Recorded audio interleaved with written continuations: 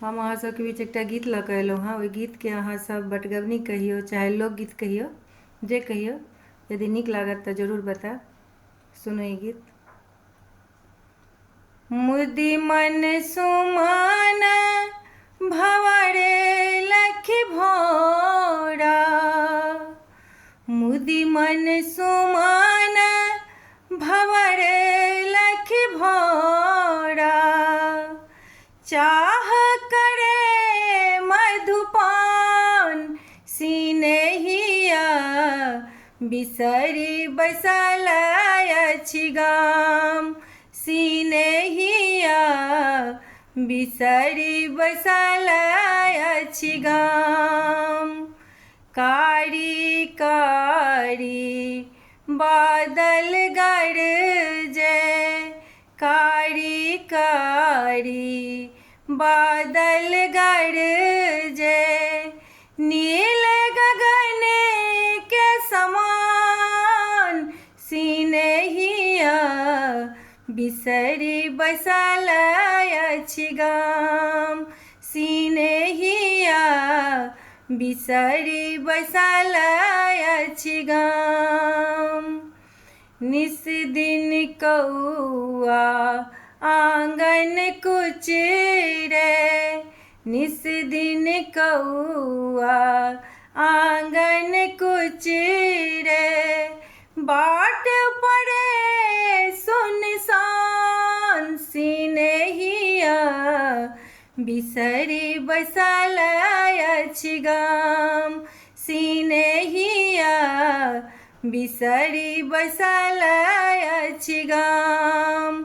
मुदि मन सुमन भंवरे लखि भोरा, चाह करे मधुपान सिनेहिया, बिसरि बैसल अछि गाम सिनेहिया, बिसरि बैसल अछि गाम।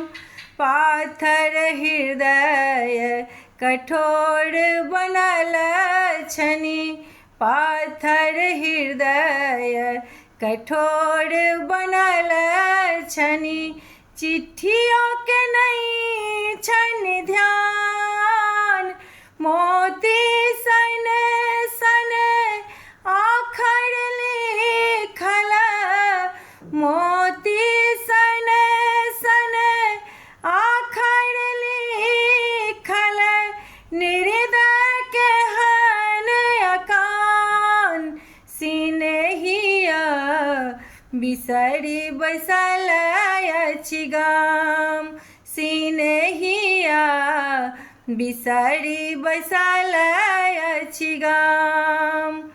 अंतिम बेरे हम लिख रहल छी, अंतिम बेरे हम लिख रहल छी, सुनियौ प्रिय प्राण, एहि बेर जो गाँव नहीं आयब, एहि बेर जो गाँव नहीं आयब, तेजब प्राण निदान सिनेहिया, बिसरि बैसल अछि गाम सिनेहिया, बिसरि बैसल अछि गाम। मुदि मन सुमन भंवरे लखि भोरा, मुदि मन सुमन भंवरे लखि भोरा, चाह करे मधुपान सिनेहिया, बिसरि बैसल अछि गाम सिनेहिया, बिसरि बैसल अछि गाम सिनेहिया, बिसरि बैसल अछि गाम।